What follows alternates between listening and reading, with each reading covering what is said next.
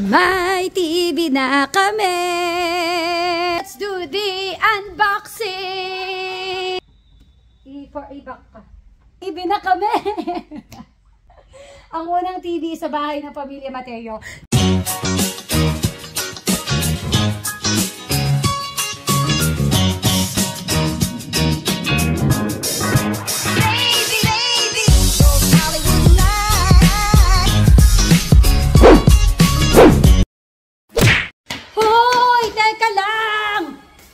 Nag-unbox na po sila. Sabi ko, i-video ko. Ba't naman nag-unbox nang wala ako? Sabi ko, saglit lang eh. Ay, nako. Wala po. In-unbox niya na po nang wala ako. Yun na yung TV na nabili natin kay Sister Sam. Napanalunan nila sa raffle. Bilang meron silang TV, binenta po nila sa amin. Ayan. So, may TV na tayo. Our first TV dito sa bahay. Skyworth Bikiniman. Yan na po. So, in-unbox na namin mga bebe ko para syempre matest natin kung okay ba yung TV. Walang sira, walang bangas.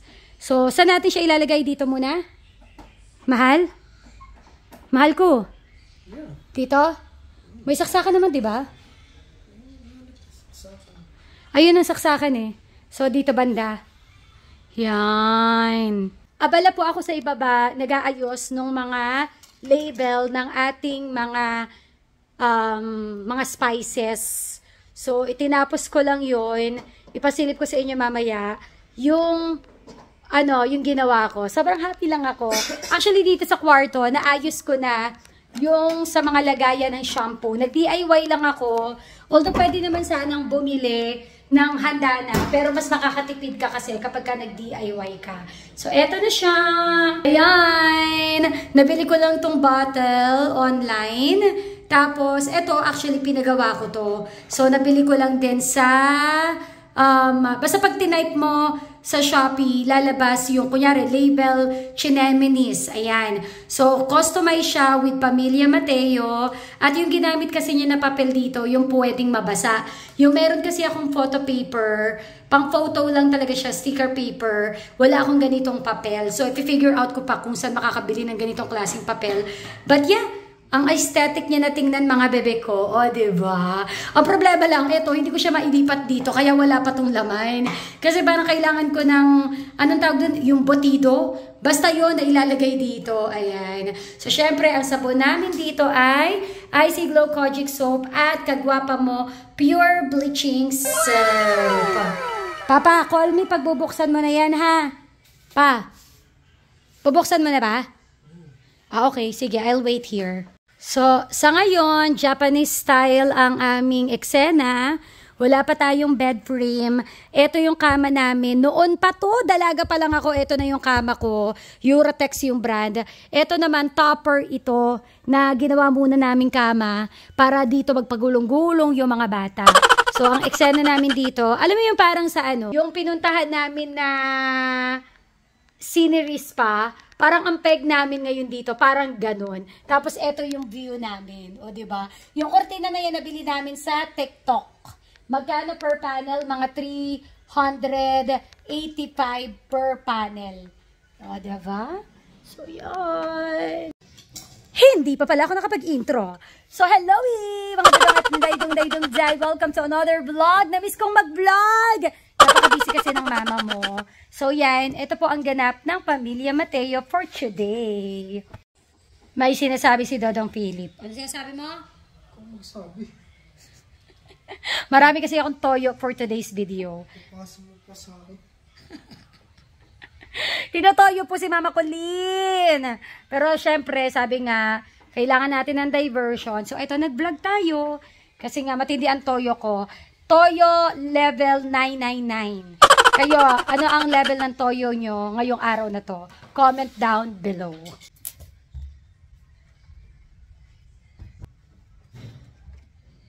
Para sa TV. Hey! Alam niyo guys, yung lumang TV kasi sa bahay namin sa Manila, sira na po talaga siya. 2 TV namin sira na. So, ang nangyari kasi doon, yung parang nag-block na yung screen niya, una sa gilid lang, hanggang sa papunta na siya napapunta sa gitna. Yung brand noon ay Samsung. Fanatic kami ng Samsung TV. Pero, palagi pong ganun, yung sakit ng TV namin. Yung mag-uumpisa siya sa black na line hanggang sa papunta sa gitna. So, yung isang TV namin nun, pinaayos namin siya. Naka 7,000 din kami. Pinalitan lang ng backlight. So, yun. Yung isa hindi na namin napaayos. So, kasi parang ganun din yung gagastosin. So, we are eyeing na bumili na lang ng TV. Ngayon, sakto naman yung kapatid ko, nanalo sa Christmas party si Coco. So, binenta niya sa amin. Si Coco. Ayan. At si Daddy Dodong naman, wala pa kami balak bumili ng TV ha. Si Daddy Dodong naman, nanalo ng 5,000 pesos. So, sayang na rin kasi, cause parang nanalo na lang din kami sa raffle. So, yun ang pinabili namin. Nagdagdag na lang kami ng konti. Ha? Pwede euro to rito? Pwede po. Euro. Okay. Ano sinasabi mo? Ayan, hanggang dito na extension. Yan, maglagay ko lang dyan. Okay, yun na lang ilalagay. Kailangan pa nito, baka mahina ng mga bata to. Taob yan.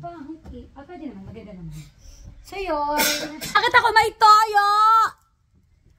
So may pasok siya sa 24. Akala ko ba ayaw magsabi? Sabi mo, ikaw na magsabi. Ba't ikaw nagsalita? Sabi ko, tanggapin mo. Kasi may on-air tayo sa 24. Hindi, umalis ka. Grabe, alis agad. So, may pasok ako ng 24. Grabe yung toyo ko kanina. Teka lang, kung nagkikwento pa ako, teka nga. I don't love you like I love you. May TV na kami!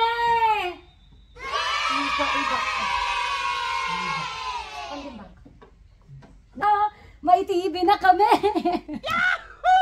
Ang unang TV sa bahay ng Pamilya Mateo. So, eto na nga, as I was saying, may pasok tayo. First time ko kasi, actually, lagi naman ako nag-on air ng December 24.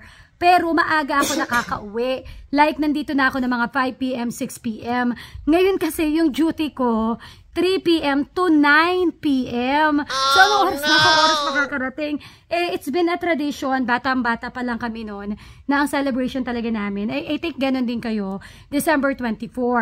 At yung celebration na yon, it's like a family reunion namin. Live the future. Skyward Bikinmen. So, yun na nga. So, anyway, 9 p.m. So, hindi ko alam kung anong gagawin ko. Kung ako ba mag-motor, mag-move it, or magdadala ng sasakyan kasi baka traffic. Hindi ko alam. Basta ang alam ko lang, tinutoyo talaga ako ngayong araw na ito. Maganda ba Skyward? Maganda Skyward to. Comment down below kung maganda bang Skyward. Kaya namin siya binili kasi worth it na yung price. Parang binagsak presyo ng kapatid ko sa akin.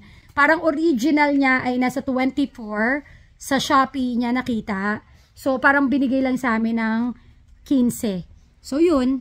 Again, nanalo si Philip ng 5,000. Swerte talaga to sa raffle eh. Ako yung hindi nananalo-nalo sa raffle Nanalo ever. din ako ng rice cooker. Binenta naman niya. Binenta ko 1,000. Di pa pinila Ako, TV, hindi talaga ako swerte sa raffle. Although may napanalunan ako sa raffle dati sa Win Radio Ref. But yeah. Ayun lang. Yun lang. So, it's all about diversion. Kailangan talaga pag tinutoyo ka, hanap ka ng diversion. Kasi kanina ko pa siya, yung unang diversion ko siya.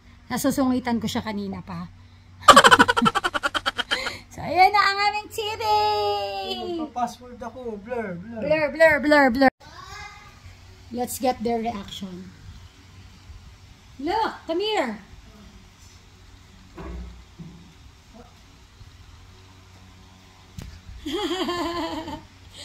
We have a TV na. Are you guys happy? Yes. Valerie, I found your toy. Kasi what's Kuya Riley's reaction? Nung bago pa lang kami dito sa bahay, mga siguro 3 days. Sabi ni Kuya Riley, what did you say, Riley? The house? What will you do in the house that is big without a TV?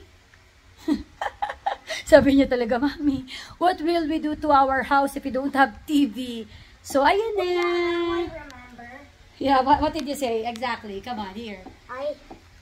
I said if what I oh yeah no. Ayan, dito kami sa kwarto nagugulong-gulong. Hi! What's your wish list for Christmas? A spunky stuffed toy. Let's see if your wish will come true. Have you been good this Christmas? Yeah? Ano yung Netflix mo? Yeah. So wait lang, siniset up na namin ang aming TV. Yung laging pinapanood ni Daddy. Nire-review niya kung okay ba tong TV na to. Oh, what can you say, Papa? Is it worth it? Prove. Approve! Approve! Ako, mukhang may tatambay ng malala dito sa kwarto, mga bebe ko. Kasi may TV na po tayo. Mukhang, saan mo matatagpuan si Dodong Philip at ang mga bata nandito na po sa kwarto. Ayan. Na-miss sa mga bata na manood ng Netflix sa malaking TV. So, ang pagbabalik. Hey! Thank you, Tita Sam, Tito Coco, sa pagbenta ng TV nyo. May TV na kami! Yay!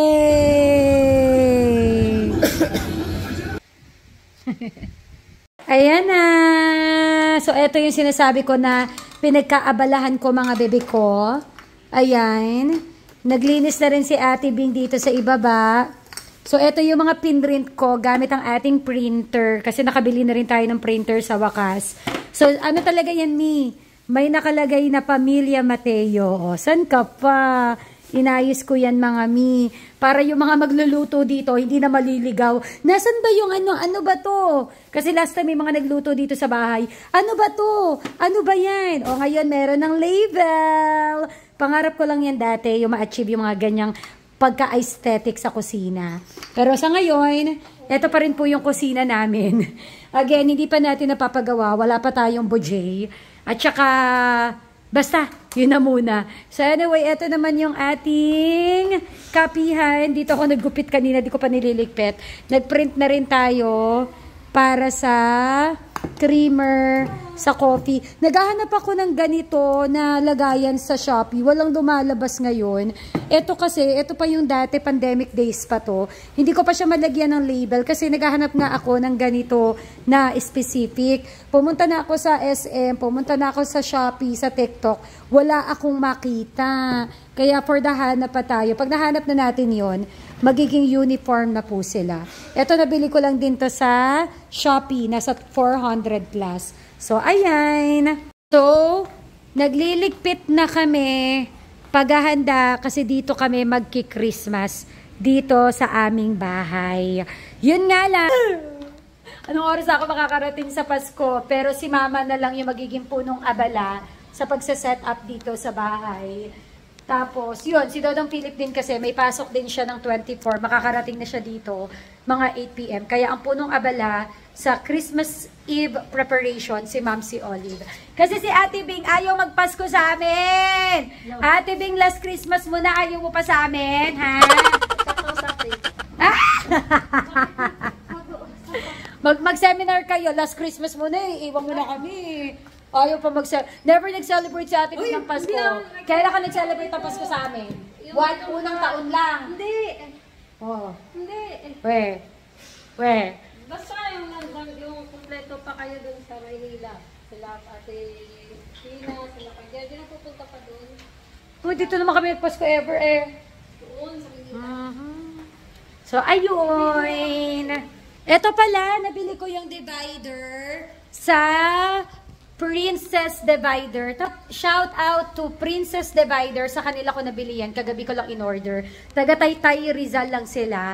Nakita ko lang sila sa FOB Market. So, habang hindi pa ganon ka-aesthetic yung ating kusina at para hindi masyadong nakikita yung mga kalat sa pantry, naglagay muna tayo dito ng divider. Siyempre, marami po tayong bisita sa Pasko. So, para lang hindi masyadong kita yung kalat or kung ano man yung meron dyan sa loob na yan, yan muna yung nilagay natin.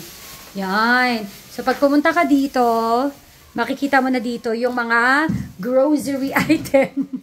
Yun talaga yun eh. Tinatago talaga yun eh. Baka kasi matapos yung Pasko na wala na pong laman ito. Charot! Charot lang. Hindi kasi diba, kapag wala kasi itong divider, tingnan nyo pakita ko sa inyo. Wait. Kita kasi agad from here yung mga yan. Kasi hindi pa siya aesthetic, hindi pa siya talagang kagandahan. Kumbaga, ang plano kasi namin dito, white yan, white cabinets, white shelves and everything. Pero dahil maayos naman siya, organized naman siya, kaya lang medyo clutter nga tingnan kasi ang daming kulay, ang daming boxes. So, ayan, takpan na lang po muna natin mga bebe ko. So, nabili ko to sa Princess Divider. Meron silang 350 per panel pero wala yung paint. Ito kasi meron siyang white paint. So, 450 siya per panel. So, di ba? Ayan, oo. At least kahit pa paano, oo. Malinis lang tingnan. Yan. Hi, Ate Bing! Ha? May pinagkakaabalahan ng asawa ko. What are you doing, Papa?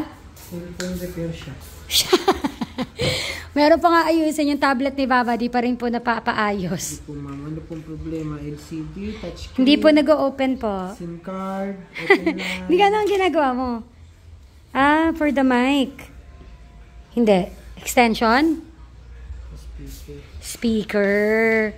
Hinahanda niyo na yung speaker natin para sa Christmas party. Ayun na yung kanyang pwesto ng sound system.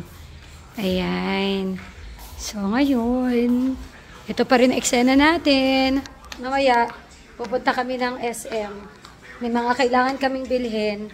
Kasi yung bidet namin dito, sa CR sa baba, pati sa taas, bumigay. Ewan ko, bakit ganun ang rupok niya. Area niya. Parang madali siyang masira.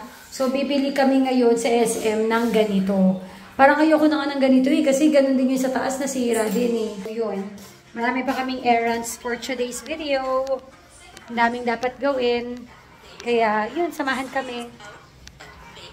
Salamat sa mga umabot pa sa part ng video na ito dito. Wow! Thank you! Merry Christmas, Hungry Gabe!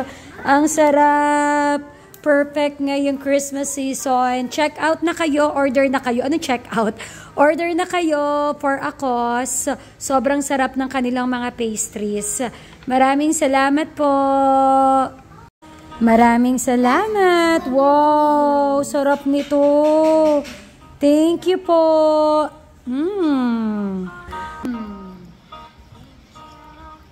Thank you. Maglipat tayo ng Christmas tree kasi ayusin natin yung Christmas tree according kung saan kami magpipicture-picture sa 24.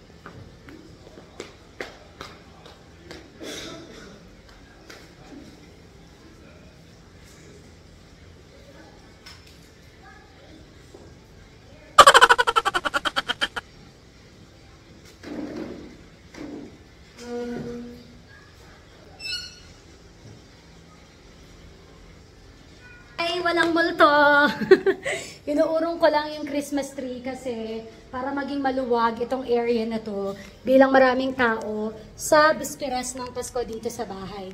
So, ina-arrange ko siya kung saan yung angulo na magpipicture-picture sa Pasko.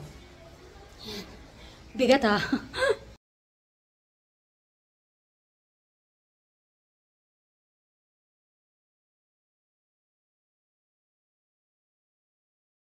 So, ayan na ang daddy. Siniset up na yung sound system natin. Rave lights and sounds. At eto na, ginilid ko yung Christmas tree. Para ang itsura dito uupo. Dito magpipicture-picture sa angulo na to. Eto, aalisin natin yan. On the day, ililipat natin ang pwesto yan. Pero pansamantala, habang di pa naman Pasko, dyan na muna kasi yan yung favorite spot ng mga bata. Ayan. Tapos eto, bilang maglalagay tayo ng projector dito, dahil ibababa natin yung projector na yan, inalis ko yung upuan na nakalagay dito sa gitna. Ayan. Di pa kami nakaalis, magagabi na. Ang dami pa namin inaasikaso dito sa bahay. At isa na to, nag-aalis ako ng mga hindi na ginagamit na sapatos. Ayan. Na, ready na po si Dodong Philip sa Pasko. Oh, ha? Ayan, ako naman, patapos na rin ako sa aking ginagawa. Yan, nakapamili na tayo ng mga shoes. Ito, mga sira na to, yung iba to give away. So there! Tayo nakapag-mall, mga bebe ko, kasi ang dami natin ginagawa ngayon. Si Ate Bing din, may ginagawa doon sa kwarto. Kaya tapusin ko na yung vlog na to. Hanggang dito na lang, mga bebe ko. Until next vlog! Bye-bye po! Bye, Daddy! Bye-bye. Love you! Ayan, so ready na kami para sa Pasko! Yan! Play mo ulit, Papa!